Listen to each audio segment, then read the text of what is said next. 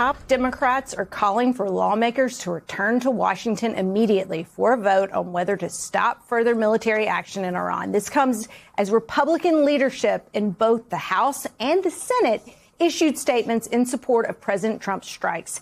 Meanwhile, California Congresswoman Sarah Jacobs, who serves on the Armed Services and Foreign Affairs committees, is spelling out what's at stake if military action continues unchecked. She writes, quote, Donald Trump's strikes on Iran will go down as one of the biggest foreign policy blunders in American history. And Congresswoman Jacobs is with us now on set. So, Congresswoman, MS Now has learned that Pentagon officials will brief key staff tomorrow, including both of your committees. What questions do you have for the officials overseeing this operation? Yeah, I mean, I have a lot of questions. I have questions about what the strategy is. I have questions about what the end game is. I have questions about, do they plan on committing American troops on the ground? What do they hope is going to happen? From what I can tell, they have no answers yet on what a strategy is, on, you know, whether or not they have a real end game on what will happen next. And that's really concerning. Congresswoman, I want to ask you about something that your colleagues on the Foreign Affairs Committee, your Republican colleagues on the Foreign Affairs Committee posted on Twitter. They posted this image tonight of Trump. I think we can pull it up. But it says, President Trump is ending the forever war that Iran has waged against America for the last 47 years. That is a hell of a pretzel to twist yourself in. What is your response to that message? Yeah, I mean, it is completely ridiculous, right? First of all, it makes no sense. Second of all, like, actually, this 47-year war that they're talking about, let's talk about how it started. It started in large part because the United States went into Iran and did a regime change operation. That is a big reason that led us to this very brutal Islamic regime that's in place now. And so, if anything, it's highlighting the fact that we don't know what actually is going to happen after we do these kinds of regime change operations. You're likely to get a more hardline regime, a security vacuum, potentially civil war. And the idea that they're saying that this is ending a forever war, when I think the entirety of the American public can see that it is in fact starting another one, despite President Trump promising not to do that, is kind of preposterous. I wanted to ask you a question about the politics and the split within MAGA and the MAGA world around these strikes, because Donald Trump, one of the things that he did was he campaigned on ending wars and promising not to start any new wars. I mean, I would probably argue is the most central tenet that distinguished him from anyone else. His acolytes at the time were saying Kamala Harris will get you into war, Liz Cheney will get you into war when she was campaigning with Kamala Harris. He has betrayed that. And I'm wondering why Republicans are going along with that betrayal, knowing that he promised the American people no more new wars. And here we are. Well, listen, I can tell you that I've been hearing from folks in my district, and many of them might have given him a chance because they thought he was going to end wars. You know, I represent San Diego, the biggest military community in the country, and so these questions of war and peace are very central to my constituents. They're the ones who pay the price, and a lot of them are saying they regret that vote, that, you know, they feel betrayed. And I think it's incumbent on all of us to say, like, I understand you took him at his word, but let's acknowledge what's happening now, and we welcome you into this coalition to push back against this war. Joining us now with this breaking news coverage is Senator Mark Warner of Virginia, Vice Chairman of the Senate Intel Committee. He is part of the Gang of Eight, which was briefed earlier this week on the military operation in Iran. Senator Warner, thank you very much for coming to the weekend. Our colleague, Michael Schnell, reported on your conversation with the president. But in that, she talked about how Secretary Rubio met with the Gang of Eight. You were a member of a Gang of Eight, and that the Gang of Eight was given a heads up about what was to come yesterday in Iran. Senator Warner, were you given a heads up? Is that how you would characterize the meeting with Senator Rubio?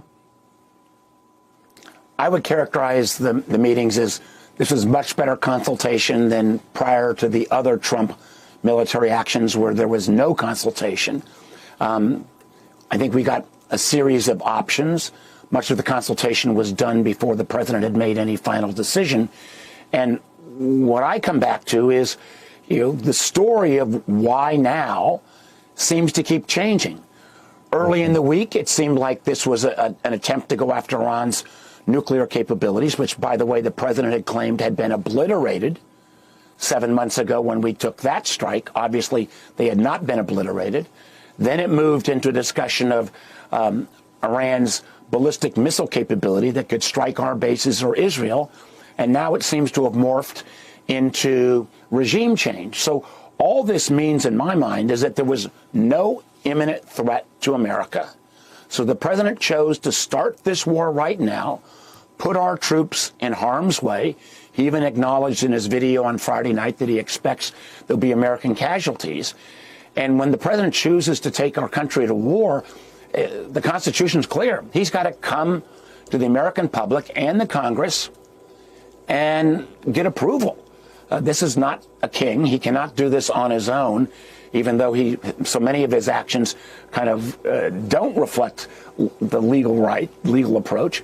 But it's absolutely essential right now that he comes and explains what is the goal. I think it's good news that some of the senior Iranian leadership, they were an awful regime, were taken out. But what next?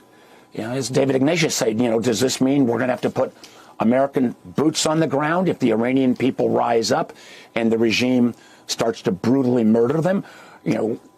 Have we now started another endless war in the Middle East where we are going to get further drawn in?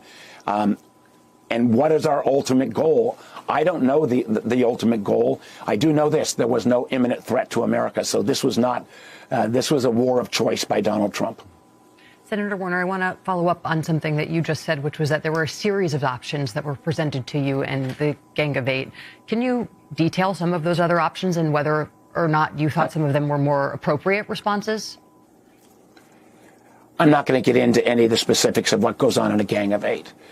I was concerned that, that there were, obviously Israel has a set of objectives. The United States has a set of objectives. What I want to make sure is that American foreign policy is driven by, first and foremost, by American interests, particularly when we're talking about putting our troops in harm's way. Senator, who do you believe is driving the car here when it comes to the attacks? Is it Bibi Netanyahu or is it President Trump? I think that the Israeli concerns were more imminent. Israel has felt for a long time that the Iranian threat was existential. I don't deny that.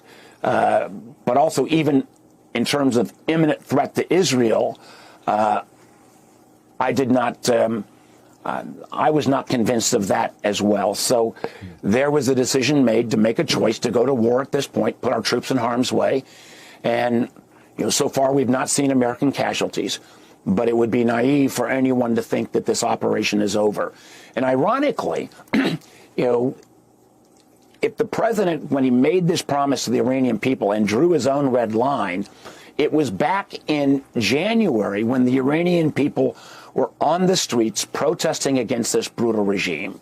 And ironically, if he had acted then, I'm not sure I would agree, but at least there was a case to be made of supporting the Iranian people. He couldn't act at that point because our military capabilities were stretched, because the aircraft carrier that would have been part of the action was off the coast of Venezuela.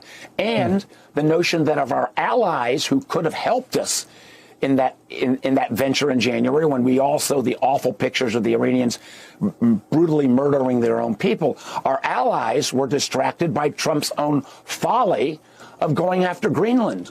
So the fact that I think the president somehow thinks all of these things happen in isolation when they are all obviously intertwined, and I fear the president has kind of thought, well, it was easy to do Maduro. It was easy to take the strike against Iran 7 months ago.